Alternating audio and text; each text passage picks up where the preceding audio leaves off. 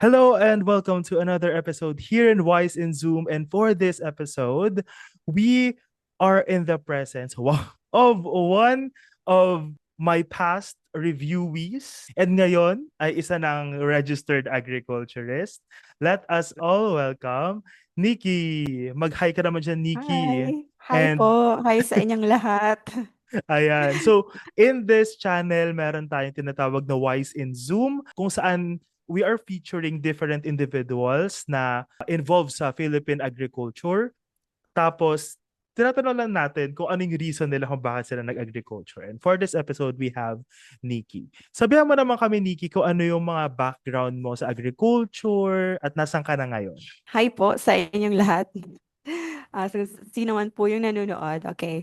I am Nikki and I am a graduate po ng Bachelor of Science in Agriculture, major in Horticulture sa Cebu Technological University, Barili Campus. Nagtuturo po ako ngayon dito sa Foundation University. Isa po akong faculty member. Ano yung nag-inspire sa'yo to take agriculture as your course? Kwentuhan mo kami. Before pa siya, like sa ano pa lang ako, nasa elementary. Wow. And oo, nag-decide ako nung senior high school kung ano yung strand na iti-take ko, kung academic ba or sa tech, book, yung ganon. Pinili ko yung sa strand na STEM kasi naisip ko, agriculture, di ba merong mga sciences, nung ganon. Kasi talagang agriculture na yung gusto kong kunin sa college. At saka nung nag-college na rin, parang gusto ko mag-enroll sa veterinary medicine. Pero sabi ko sa sarili ko, kaya ko ba makakita ng ng dugo? Oo, Pag may nahayop, ganyan. inooperahan, mga hayop, Oo. yung ganon. Tapos, hindi na lang, magtatanim na lang ako.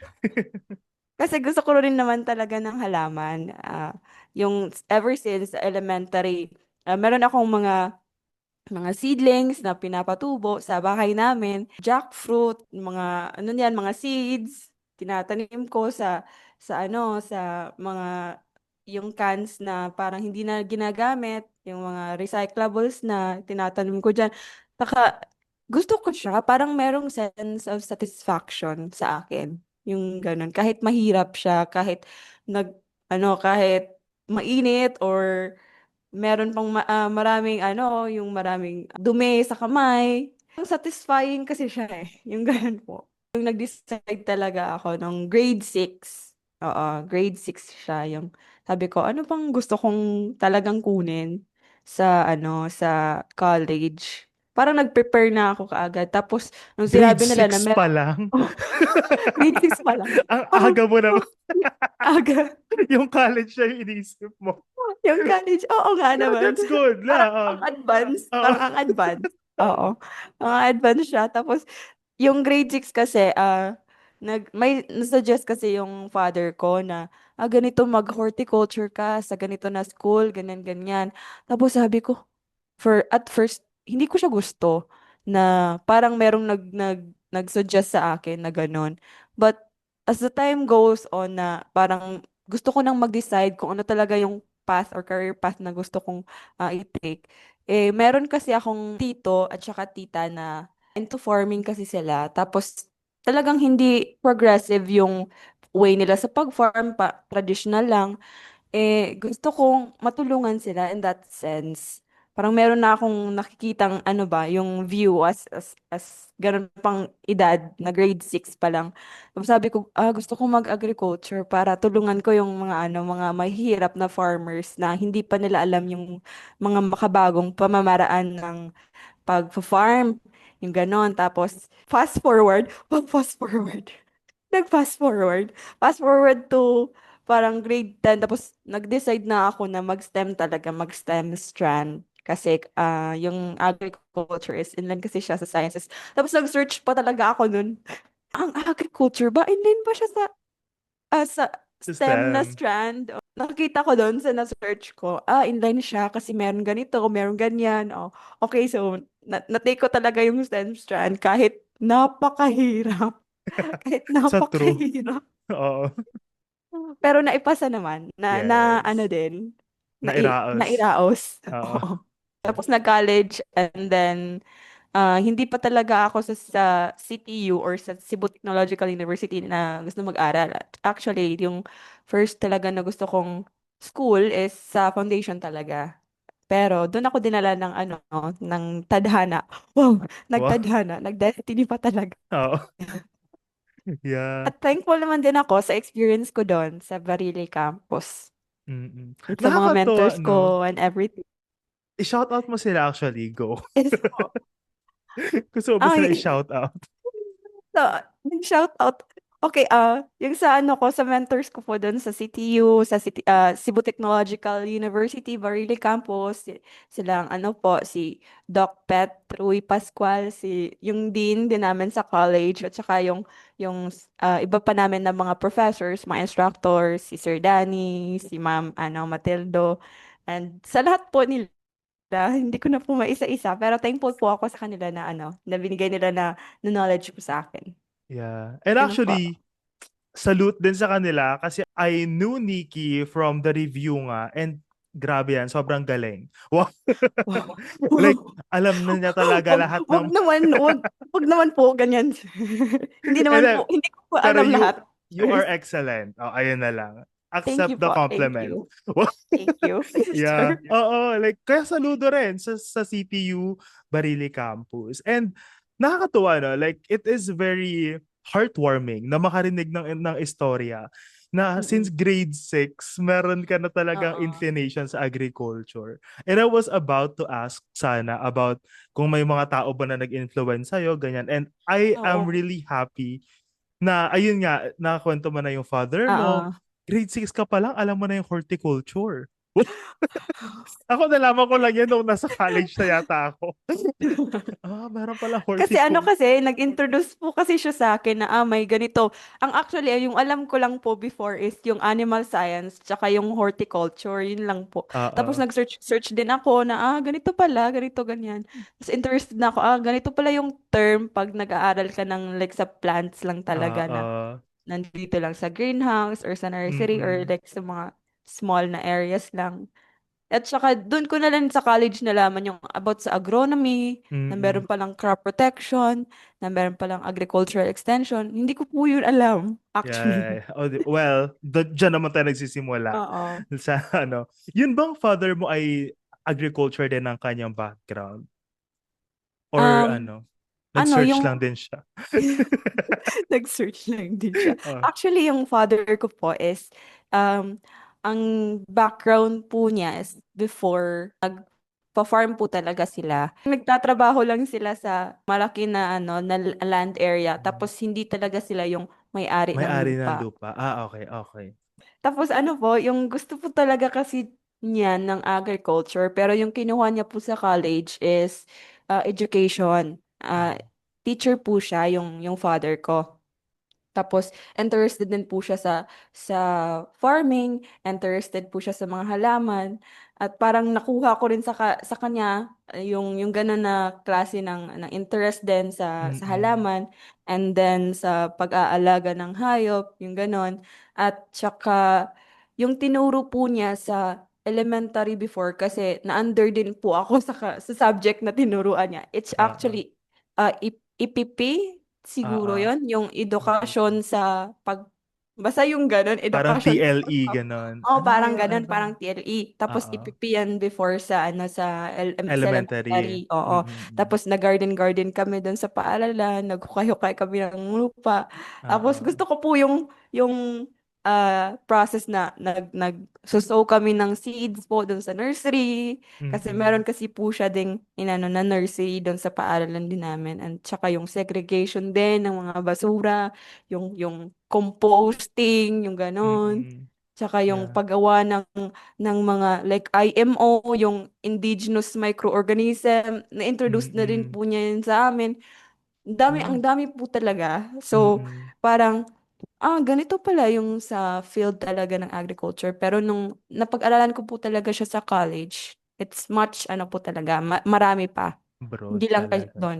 Nakakatawa that you have, ang tawag dito, you have brought us to that glimpse ng childhood mo and how yung mga tao around you influence your Oo. decision na mag-agriculture. Ngayon naman, as someone who is an educator na, meron ka bang mga like recent experiences na parang, okay, ito yung mga enjoyable na mga ganap sa agriculture. Kwenta mo naman kami. Actually, nag-start lang po ako last week ng January.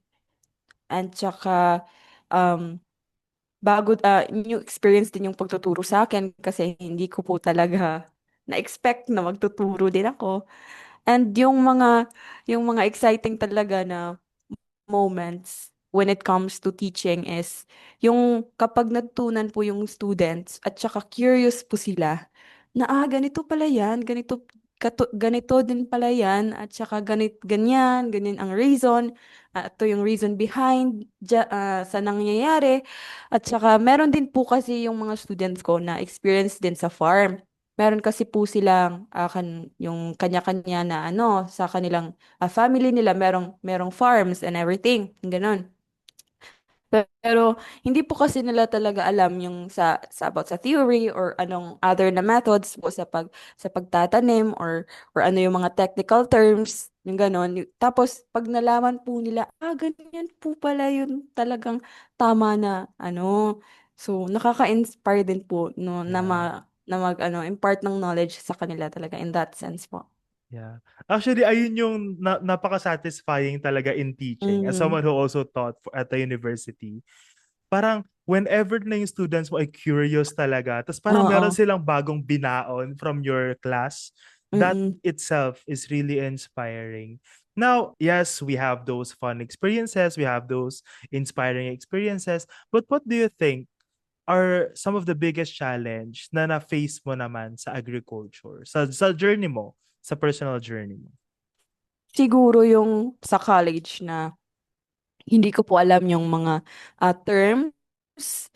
Tapos, challenging po talaga siya na i-understand kasi nga ang nalalaman ko about sa agriculture is very limited lang. Tapos sa thesis din po, yung ganun talaga, yung mahirap talaga po siya yung sa thesis kasi sa college kasi namin, yung sa horticulture na na nag-major is individual po kasi kami. So challenging yung ganon.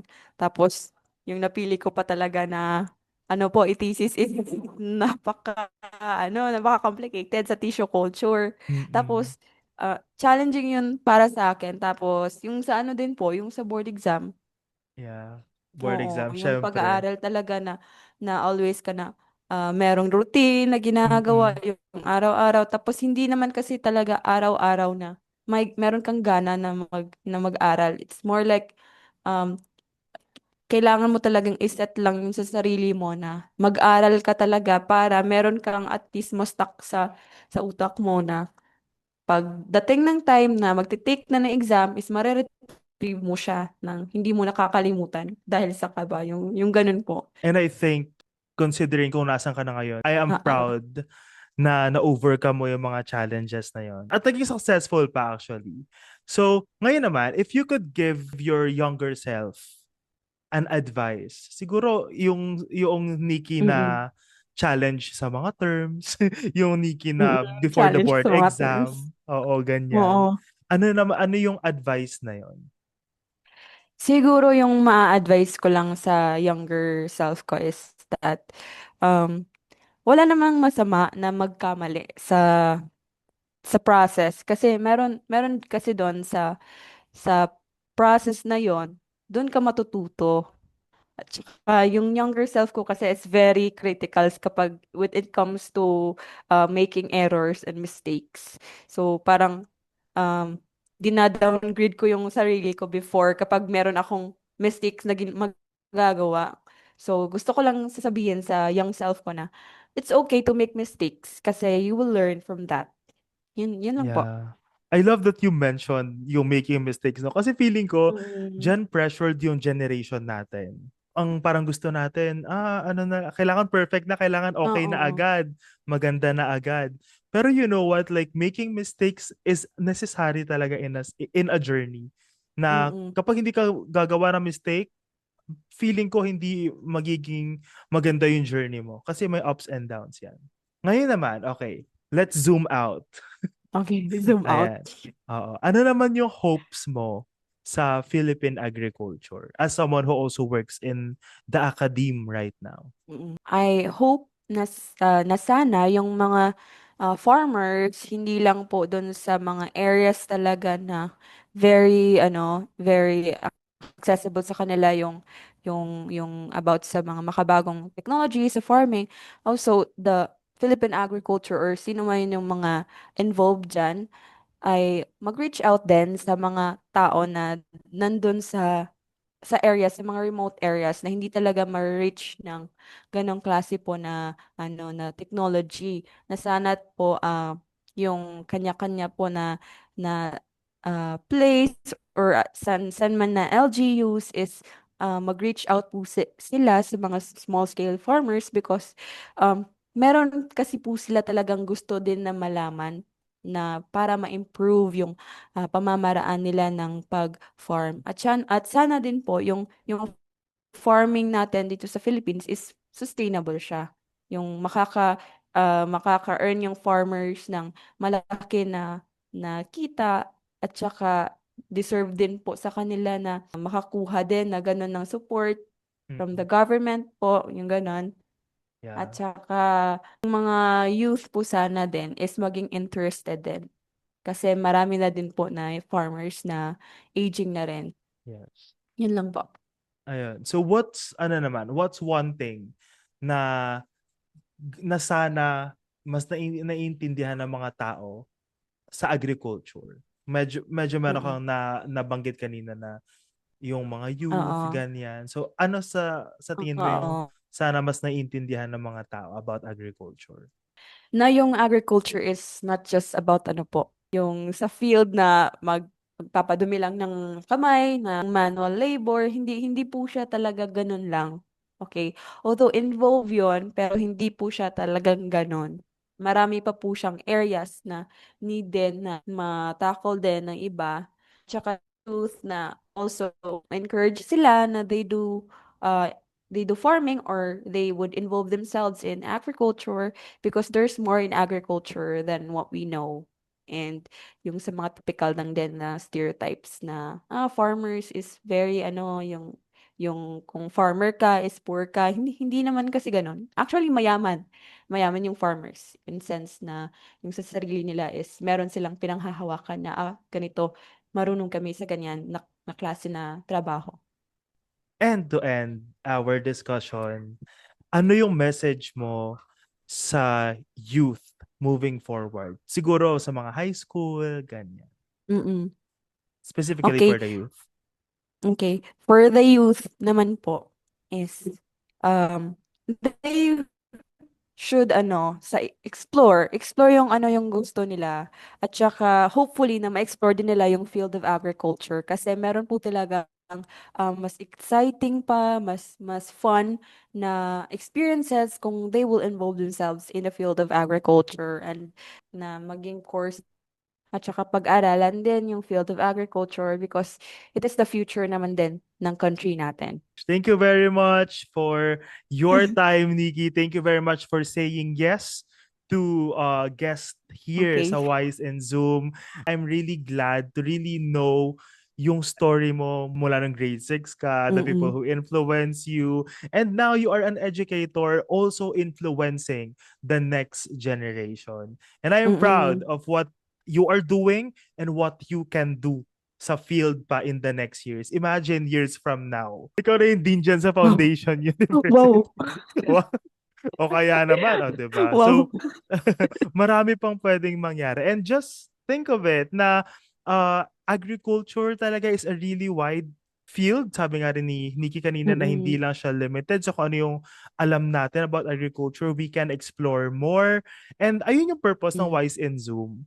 To also let the people know na, okay, kami yung mga tao na involved sa agriculture and ito yung ginagawa namin ngayon.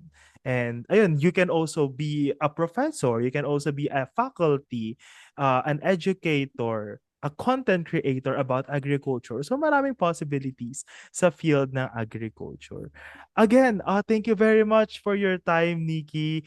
And to our Thank you din po. viewers, yes, ano yan, from Cebu and Dumaguete. Wow. Representing two provinces. Combination. Oh. Oh, Ayun. combination ah. Combination yan ng ng dalawang probinsya. Ayun. So, thank you very much for listening and thank you very much for reaching the end of this video. This has been Josh and thank you very much. See you in the next Thank episode. you. Bye. Bye.